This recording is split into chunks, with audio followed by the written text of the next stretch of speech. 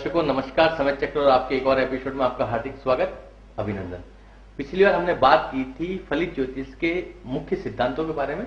फलित ज्योतिष किस तरह से कार्य करता है, फलित ज्योतिष के बेसिक्स क्या है। आज मैं आपके सामने बात करूंगा। फलित ज्योतिष के परिणाम जो है वो सबके सामने है ही है, फलित ज्योतिष किस तरह से काम करता है। अब यहाँ पे एक विचारधारा आ जाती है जो हर आदमी के मन में एक चीज पैदा करती है, हर आदमी के मन में अवश्य उठती है कि भाग्य, समय, किस्मत नाम की कोई चीज है अवश्य, मगर कर्म का इसमें क्या रोल है, कर्म किस तरह से कार्य करता है, कर्म का कोई रोल है भी या नहीं है, या भाग्य ही सब कुछ है। ये एक विचारणीय प्रश्न है, गूढ़ प्रश्न है और सदियों से चला आ रहा है। अब इस सवाल का हम लोग दो भागों में फिर विभाजन कर लेते हैं। कुछ संसार में लोग हैं जो केवल कर्म योग्य है, कर्म ही उनके लिए सब कुछ है, जो उन्होंने कार्य किया है, जो वो कर्म करते हैं उसी को सर्वोपरि मानते हैं। समय, किस्मत नाम की किसी भी अवधारणा को वो लोग स्वीकार नहीं करते। समय की एक अवधारणा को स्वीकार करते हैं कि जैसे जैसे व्यक्ति का जीवन बढ़ेगा उसके आयु के साथ साथ उसके अंदर कुछ उपलब्धताएं बढ़ जाएगी, कुछ चीजों की कमी आ जाएगी। जैसे शरीर जैसे जैसे बढ़ेगा आयु के साथ, एक समय शरीर सर्वश्रेष्ठ अवस्था में पहुंच जाता है, उसके बाद जैसे उसकी आयु बढ़ती है उसके शरीर के अंदर कमी आने लग जाती है। बाकी उनका जो रिजल्ट है या जो उनकी अवधारणा है वो ये है कि कर्म ही सब कुछ है, जो कर्म मैंने किया है उसी के मुझे परिणाम मिलते हैं। मैंने अगर जीवन में अच्छा काम किया तो उसके मुझे अच्छे परिणाम मिलते हैं, मैंने अगर बुरे काम किए हैं तो उसके मुझे बुरे काम परिणाम मिलते हैं। बिल्कुल ठीक बात है। दूसरे जो संसार में लोग हैं उनकी अवधारणा यह है कि मैं मनुष्य मात्र कुछ भी नहीं हूं, करने वाला ईश्वर है। ईश्वर का अर्थ मैं यहां पे ले लूंगा ग्रह नक्षत्र, हमारी कुंडली, हमारा ज्योतिष, उसी के प्रभाव हम लोग जीवन में मानते हैं कि जो कुछ करने वाला है वो ईश्वर है। ईश्वर जैसा चाहता है वैसा ही होता है, होनी अटल है। मैं उसमें किसी भी तरह का कोई भी परिवर्तन नहीं ला सकता या नहीं कर सकता। मेरे जीवन में ये लिखा हुआ था इसलिए ये हुआ, मेरे जीवन में एक कष्ट लिखा हुआ था इसलिए ये आया, मेरे जीवन में ये खुशी लिखी हुई थी इसलिए मुझे ये मिली। मैं कुछ भी नहीं हूं, ये भी बात बिल्कुल ठीक है, मगर विरोधाभास हमेशा से बना हुआ है, रहेगा। ऐसी क्या चीज है, इन दोनों के बीच में एक बहुत पतली सी लकीर आ जाती है, बहुत डिस्टेंस पतला हो जाता है। इसलिए कहते हैं कि जहां पे डिस्टेंस सबसे कम होगा वहां हमेशा विरोध होगा। अब इस लकीर को मैं थोड़ा सा क्लियर करने की कोशिश करूंगा। कर्म और भाग्य दोनों एक साथ कार्य करते हैं, एक ही समय में कार्य करते हैं। जैसा व्यक्ति का कर्म होगा उसमें अगर उसका भाग्य साथ देगा तो वो कंटिन्यूस ग्रोथ करेगा, अगर उसका भाग्य साथ नहीं देगा तो उसकी ग्रोथ रुक जाएगी। एक आदमी दिन में 18 घंटे काम करके भी कुछ नहीं पाता, एक आदमी 1 घंटे काम करके बहुत कुछ पा लेता है। यहां कर्म और भाग्य दोनों मिल जाएंगे। अब एक व्यक्ति अति कर्मशील है, एक व्यक्ति केवल भाग्य के भरोसे काम करता है, जितना उसको करना है उतना ही कार्य कर रहा है। मगर जो व्यक्ति कम कार्य करके बेहतर परिणाम ला रहा है वो भी जीवन में उस व्यक्ति से कई गुना ज्यादा संतुष्ट है। बिल्कुल ठीक बात है। अब इस चीज को हम और ज्यादा क्लियर करते हैं कि कर्म और भाग्य, क्या एक आदमी बिना कोई काम किए भी अपने जीवन में कुछ पा सकता है? नहीं, उसको कर्मशील होना ही होगा। आप सोचे मैं कमरे में सोता रहूं और मुझे सब कुछ मिल जाए, नहीं मिलता। मिलता है लोगों को।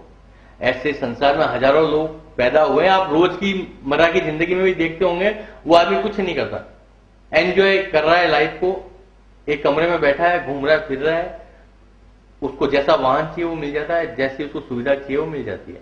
एक आदमी सुबह से शाम तक भटक रहा है, उसको कुछ भी हासिल नहीं हो रहा है। बिल्कुल ठीक है। कर्मशीलता और भाग्य आपस में बहुत ज्यादा इंटरकनेक्टेड है। चाणक्य ने तो यहां तक कह दिया है कि अगर किसी व्यक्ति का भाग्य कितना ही श्रेष्ठ हो, अगर वो कर्मशील नहीं है, वो काम के प्रति जागरूक नहीं है या काम के प्रति सीरियस नहीं है, तो भाग्य अपनी व्यवस्थाएं बदल देता है और वो कहीं और पहुंच जाता है, उस व्यक्ति से उसका भाग्य रूठ जाता है। यहां तक बिल्कुल ठीक बात है।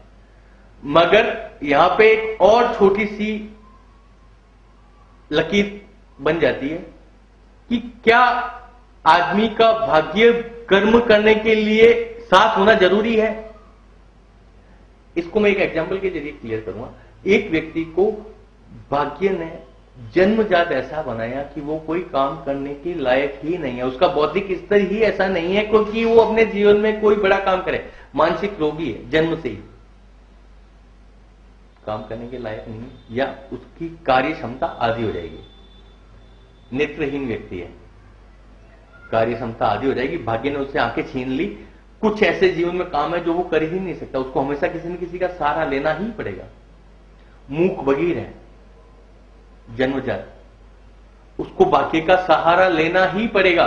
वो कुछ भी नहीं कर सकता जब तक वो इस बात को नहीं स्वीकार करेगा कि ईश्वर ने मुझे ये शक्ति मेरे जीवन में प्रदान नहीं की है। उसको ये बात माननी ही होगी, सदैव माननी होगी। एक आदमी महलों में पैदा होता है और जीवन के एक चरण में वो झोंपड़ी में पहुंच जाता है। एक आदमी झोंपड़ी में पैदा होता है और महलों में पहुंचता है। ये सिर्फ एक विषय पर बात हो गई, भौतिक स्तर पे। इसके अलावा बहुत से विषय हैं, शारीरिक संरचनाएं, शारीरिक बनावट। हमारे शरीर में इतने अंग हैं, उनमें से एक अंग के अंदर अगर स्टार्स ने या भाग्य ने हमारे साथ खेल खेल लिया, हम उस अंग से वंचित हो जाते हैं और उस अंग की वजह से हमारा जीवन आधा हो जाता है। उसकी श्रृंखला हम लोग कभी नहीं भर पाते हैं। इसलिए कहते हैं पहला सुख निरोगी काया। निरोगी काया देने वाला कौन है? हमारा भाग्य, ये ईश्वर, ये ग्रह अगर हमारी कुंडली में अच्छी स्थिति में बैठे हैं, जो हमें स्वस्थ शरीर देते हैं, वो ही बहुत बड़ी बात है। पहला सुख निरोगी काया इसीलिए कहा गया है कि अगर आपका काया, आपका स्वास्थ्य स्वस्थ है तो ही आप अपने जीवन में बेहतर परिणाम ला सकते हैं, बेहतर कोशिशें कर सकते हैं, अपनी स्टेमिना को यूज कर सकते हैं। अगर ग्रहों ने ऐसी आपकी कुंडली में स्थिति ही नहीं बनाई कि आप स्वस्थ रहें, तो आपकी कार्य क्षमता ऑटोमेटिक कम हो जाएगी। आप उतने कर्मशील रह ही नहीं सकते, आपकी क्षमताओं में कमी होगी, आपके कार्य पर उसका सीधा प्रभाव पड़ना ही पड़ना है। आपको ईश्वर ने एक अच्छा कंठ नहीं दिया और आप सोचे मैं एक अच्छा गायक कलाकार बनूंगा, असंभव है। ईश्वर का दिया हुआ वरदान है। आपकी ग्रहों में स्थिति, सेकंड हाउस में से कोई पोजीशन बनेगी, ऐसे कोई अच्छे ग्रह बैठे होंगे जिसकी वजह से आपको अच्छा स्वर, अच्छा कंठ मिलेगा। सिक्स्थ हाउस, कोई अच्छा ग्रह बैठा होगा, इसलिए एक व्यक्ति अपने पूरे जीवन में कभी भी बुखार भी फेस नहीं करता। थ्रू आउट पैदाइश से लेके 80 साल की आयु तक स्वस्थ जीवन जीता है। एक व्यक्ति जन्म लेते ही कई रोगों के साथ पैदा होता है। दर्शकों, इसी विषय को मैं कल आगे बढ़ाऊंगा, अवश्य देखते रहे इसका।